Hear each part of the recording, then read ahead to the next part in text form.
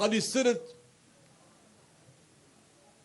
شباب الجبل، وايضا دارنس يريد مكان متميز، يريد مكان متقدم. كرة الان محمد عياد، هذه يفعلها محمد عياد بعد الكرة الاولى والثانية، الثالثة ذهب تو بفعل هدف لفريق دارنس، يفعلها فريق دارنس، يفعلها محمد عياد. الاولى ضاعت، الثانية ضاعت، لكن الثالثة في الشباك. محمد عياد يفعلها، يفرح جمهور الدرنيسي، يفرح جمهور اوراس. اوراس دارنس يتقدم حتى الان مشاهدينا الكرام عبر قناه ليبيا الرياضيه وقناه الوسط بهدف مقابل لا شيء. هدف محمد عياد في وقت متميز، يعني في وقت كويس، في الدقيقه 39 يفعلها محمد عياد ويحرز هدف الانيق.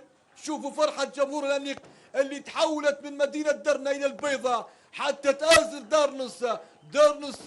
دارنس والتسديد وهدف جميل. اكتفى احمد الطلحي بالنظر الى الكره وهي تدخل الشباك.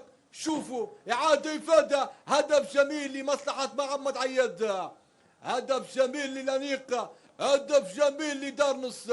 دارنس كما اشرت يبحث عن نقاط المباراه ويبحث عن الفوز اليوم بملعب البيضاء في مواجهه فريق ليس بالسهل، يدعى التعاون، يلقب بالصحارى، ولكن يا طلحي فعلها محمد عياد